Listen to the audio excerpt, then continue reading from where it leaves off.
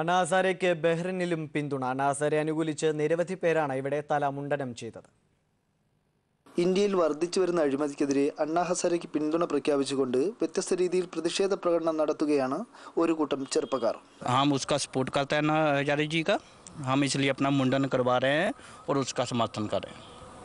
ഗൾഫിൽ അനുവാദമില്ലാതെ പ്രതിഷേധ പ്രകടനം നടത്താൻ കഴിയാത്തതുകൊണ്ടാണ് തലമുണ്ടനം ചെയ്ത് ഇവർ അഴിമതിക്കെതിരെ സമാധാനപരമായി പ്രതിഷേധിക്കുന്നത്. ഗൾഫിൽ രാപകൽ ജോലി ചെയ്തിട്ടും പ്രവാസികളിൽ ഭൂരിഭാഗവും കഷ്ടപ്പാടിലാണെന്നും എന്നാൽ നാട്ടിൽ രാഷ്ട്രീയ പ്രവർത്തനം നടത്തുന്നവരിൽ ഭൂരിഭാഗവും അഴിമതിയിലൂടെ സമ്പന്നരാകുന്നുവെന്നും അഴിമതിക്കെതിരെ ബഹ്റിൻ ഗവൺമെന്റ് കൈക്കൊള്ളുന്ന നടപടികളിൽ അഭിമാനം തോന്നുന്നുവെന്നും ഇവർ പറഞ്ഞു. ഇതിലൂടെ അഴിമതി നിർമ്മാർജ്ജനം ചെയ്യാൻ കഴിയുമെന്നുള്ള പ്രതീക്ഷയൊന്നും ഇവർക്കില്ല. എങ്കിലും ഇവരുടെ പ്രതിഷേധം ഇത്തരത്തിൽ അറിയിക്കുകയാണ്. ബഹ്റിനിൽ നിന്നും സേതുരാജ് കടക്കൽ, ഏഷ്യാനെറ്റ് ന്യൂസ്. ഇന്ത്യൻ ക്ലബ് ബെറ്റൽകോയുമായി സഹകരിച്ച് ഇഫ്താർ വിരുന്ന് സംഘടിപ്പിച്ചു. ഇന്ത്യൻ അംബാസഡർ മോഹൻകുമാർ, ബെറ്റൽകോ പ്രതിനിധികൾ ജോൺ ഐപ്പ്, ഹമീദ് തുടങ്ങിയവർ പങ്കെടുത്തു.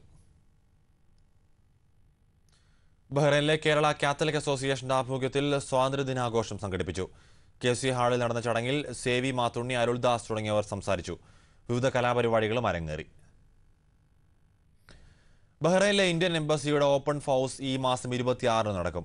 രാവിലെ 8:30 മുതൽ 10:30 വരെയാണ് ഓപ്പൺ ഹൗസ്. പരാതികൾ സമർപ്പിക്കാനുള്ളവർ അത്യാവശ്യ രേഖകൾ സഹിതം ഹാജരാകണമെന്ന് ഇന്ത്യൻ എംബസി അറിയിച്ചു.